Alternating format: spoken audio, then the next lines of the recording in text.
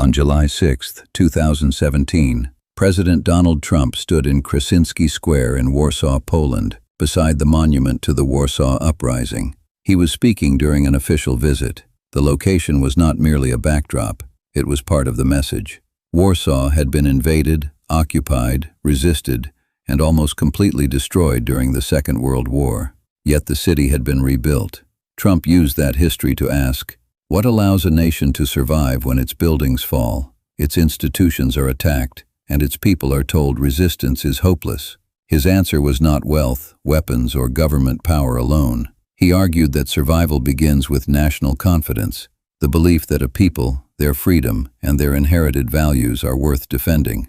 Trump recalled the Warsaw Uprising of 1944. Polish resistance fighters confronted Nazi occupation despite overwhelming odds. They could not know whether they would win. They knew only that surrendering without resistance would mean accepting that someone else had the right to erase their country. The first lesson is clear. Courage is not the absence of danger. Courage is deciding that something matters enough to defend, even when success is uncertain. Trump then connected Poland's experience to the present. He argued that countries become stronger when they understand their history, protect their independence, and cooperate as sovereign partners. That leads to a second lesson. Patriotism requires both memory and responsibility. Remembering heroes can inspire people, but memory becomes meaningful only when it influences conduct. Honoring sacrifice should encourage citizens to protect institutions, serve their communities, respect the law, and leave their country stronger than they found it. Trump also emphasized family, faith, culture, and shared traditions. In his argument, these institutions carry identity from one generation to the next. The strongest moment came when Trump asked whether Western nations still possessed the confidence to defend their values. He was not asking only whether governments had enough weapons. He was asking whether citizens believed in their civilization strongly enough to sustain it. That matters because institutions depend on commitment. A constitution is only paper unless people defend it. An alliance is only a promise unless members accept sacrifice. Freedom survives only when citizens understand both rights and responsibilities.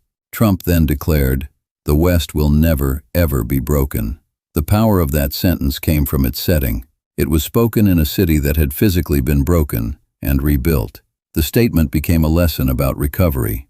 Resilience does not mean pretending damage never occurred. It means remembering the damage, learning from it, and refusing to let destruction become the final chapter. The speech also defended cooperation among independent nations. Trump presented sovereignty and partnership as compatible. Strong alliances are created when nations know what they represent and choose to defend common interests together. This gives us another lesson. Cooperation is strongest when responsibilities are clear. In families, organizations, and alliances, trust weakens when everyone expects someone else to carry the burden. Shared security requires effort. Shared freedom requires restraint. Shared prosperity requires contribution. Yet political speeches must always be examined critically. A powerful speaker selects facts, symbols, and emotions to guide an audience toward a conclusion. The Warsaw speech elevated courage, faith, sovereignty, and Western identity. A careful listener should appreciate those themes while asking what was omitted and whether later policies matched the principles being praised. Critical thinking does not require rejecting a speech. It requires separating emotional power from factual proof and judging ideas by their consequences. The address offers 5 lasting lessons. A nation must understand its history. Freedom requires people willing to defend it. Culture survives only when it is taught and renewed. Alliances require contribution, not merely expectation. And confidence must be accompanied by moral discipline. Every person eventually faces a moment when circumstances seem stronger than will.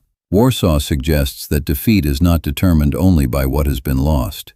It may be determined by whether people still believe rebuilding is possible.